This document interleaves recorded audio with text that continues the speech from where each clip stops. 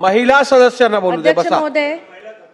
अध्यक्ष महोदय, मंत्री महोदयांनी सांगितल्याप्रमाणे 3,733 लाभार्थ्यांना फक्त पहिला हप्ता मिळालेला आहे.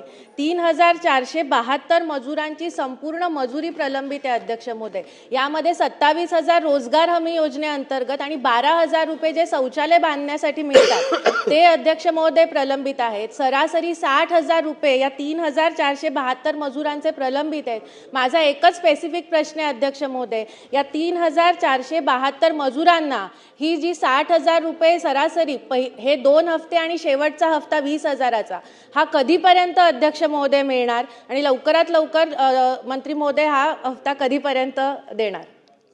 महोदय, 3,472 जे मजूर आहे त्यांना 60,58,000 जे मजुरी द्यायची आहे त्या अनुषंगाने केंद्र सरकारकडे पाठपुरावा केलेला आहे. आत्ता ज्याच्या अगोदर आमचे गोगावले साहेबांनी उत्तर दिल्याप्रमाणे निश्चितच निधी प्राप्त झाल्यानंतर दिला जाईल आणि आपल्या माध्यमातून आपण निश्चितच PM जनधन योजनेअंतर्गत घरकुलाच्या बाबत किंवा कातकरी समाजाबाबत. मंत्री महोदय एक मिनिट. सातत्याने गोगावले साहेब असतील किंवा आपण सातत्याने सांगत आहात पैसे उपलब्ध झाल्यानंतर देऊ. हे काय योग्य नाही. शेवटी केंद्र शासनाकडनं जरी पैसे येणे असतील तर ते पैसे मिळवून घेणं जबाबदारी राज्य शासनाची आहे.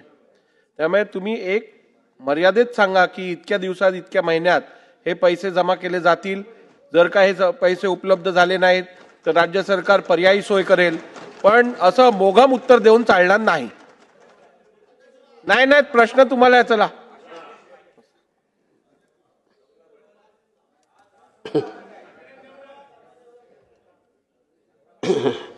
ठीक आहे. लवकरात लवकर मजुरांचा मजुरी देण्याचे प्रयत्न 100% करू. लवकरात लवकर.